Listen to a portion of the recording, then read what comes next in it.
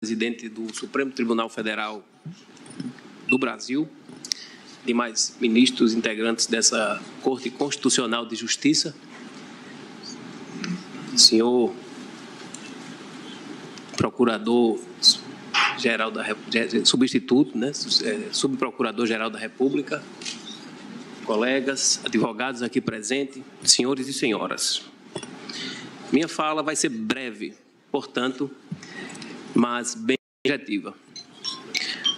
Represento aqui o Partido Patriota, antigo, cuja nomenclatura antiga era o Partido Ecológico Nacional. Vossa Excelência, ministro Marco Aurélio, colocou a situação de novos ares. E eu parafraseio com todas as vênias Vossa Excelência para dizer que trarei novas luzes ao entendimento muito bem colocado do doutor Antônio de Almeida Castro na peça Vestibular. Por que novas luzes? Porque a vida é dinâmica, porque o universo é dinâmico. Não sou teórico do Big Bang, não sou terrivelmente evangélico, mas sou evangélico. Eu só sou evangélico, não sou terrivelmente evangélico.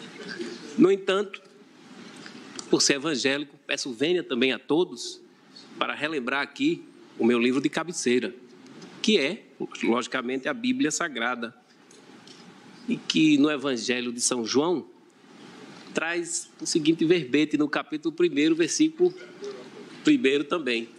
No princípio era o Verbo.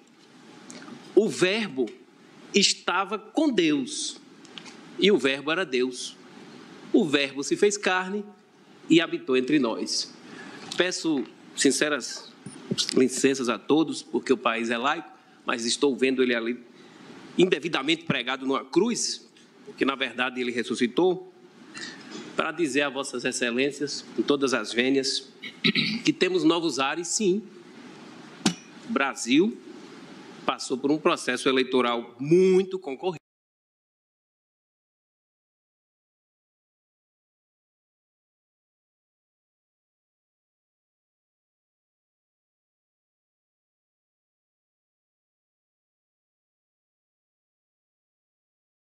E que o Brasil está acima de todos. Esse é um adágio que eu quero trazer aqui para uma reflexão. Preciso fazer um histórico para fazer justiça a todos, do motivo de que esse sertanejo, nascido na cidade de Petrolina, estudante da Universidade Federal da Bahia, contemporâneo de Fred Didier, e que Deus me deu a honra de ser aluno do professor José Joaquim Calmon de Passos. E bebi águas com essas pessoas, por que não? E nesses míseros 7 minutos, quero dizer a vossas excelências que, graças a Deus, embora em tempos estranhos, senhor ministro, concordo com vossa excelência, mas por que não dizer que o estranho, que vossa excelência pode muito bem explicar melhor, eu entendo que não é tão estranho assim.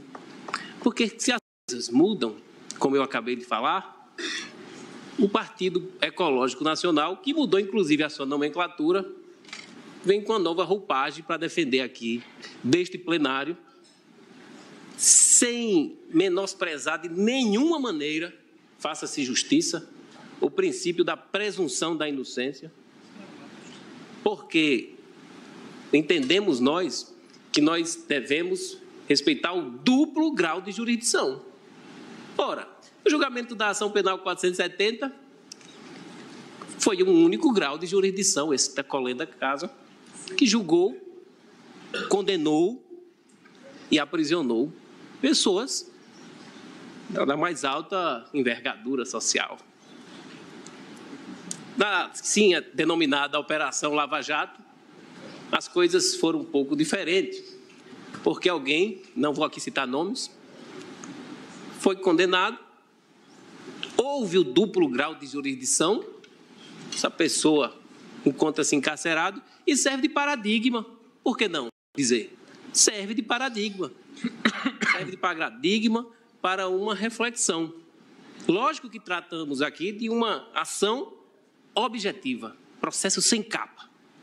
Mas nós sabemos que os jurisdicionados são seres humanos, são pessoas, e que precisam ter uma resposta desta Corte satisfatória.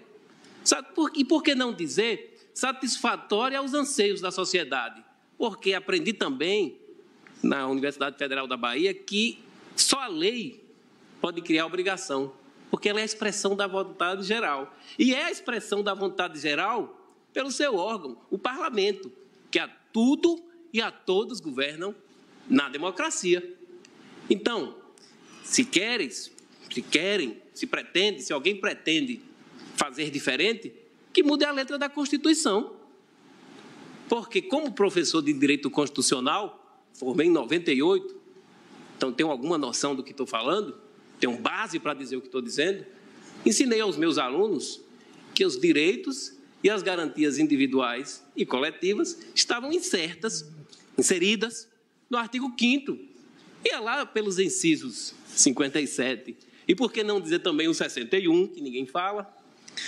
Porque o 61 vai fazer correspondência com o 312. O 57 faz referência ao princípio que fizeram uma aglutinação, e por que não dizer uma jabuticaba mesmo, para o 283, e colocaram que ninguém seria preso antes do trânsito em julgado de sentença penal condenatória. Eu estou falando de aglutinação para depois dizer que eu não citei o artigo completamente correto, com a correita necessária da dicção da letra, que vai também lembrar a correspondência do 61, que é o 312, é como se tivesse um repeteco do 312. Estou aqui para ensinar ninguém nada, estou aqui apenas para chamar esse colendo a uma reflexão e dizer que o Partido Patriota, ele inaugurou essa ação com uma índole interessantíssima e muito republicana, para que vossas excelências definam de uma vez por todas se pode ou não o cidadão, e aqui, quando eu falo cidadão, não excluo ninguém, porque o processo penal e o direito penal, entendo eu, é o direito da defesa. Quem quiser entender de outra forma, tem todos o respeito. Mas, na formatação do processo penal, de índole garantista, nosso direito penal é, de fato, garantista e não punitivista, ele vai dizer o quê? Ele vai dizer exatamente aquilo que a sociedade já sabe por mantra, em verso e em prosa, o que aqui está se passando. A imprensa diz até, chega ao cúmulo de dizer até quem vai votar, de qual forma e de qual maneira. E tempos estranhos, ministros, tempos estranhos. Concordo com Vossa Excelência, muito estranho, mas a imprensa ousa dizer qual é que vai ser o placar. E se de tal modo acontecer um movimento de entendimento diversificado de ministro tal ou tal, estou falando aqui da imprensa, não sou eu que estou dizendo, o julgamento pode acontecer de tal ou de tal forma. Não deixo de ser garantista por defender aqui desta tribuna o posicionamento, entre aspas, punitivista do Partido Patriota, que, na verdade, não tem nada de punitivismo nisso. Porque, quando eu me formei, lá em 98, e fui para o sertão da Bahia, na comarca de Sobradinho, para que eu pudesse apelar em determinada situação, encontrei que o réu precisava se recolher preso. Achei aquilo, de fato, um absurdo, e apelei, e também impetrei um habeas corpus, e o réu não precisou ser preso, porque não tinha os elementos, de fato, da prisão preventiva. Ele não tinha sido preso em flagrante, e muito menos havia a tal incidência daquele conceito indeterminadíssimo da ordem pública. Confesso a Vossas Excelências que até hoje tenho muita dificuldade com a ordem pública. Cheguei a ser secretário da ordem pública, subsecretário de um determinado município, e perguntei naquela época, que ordem pública vocês estão falando?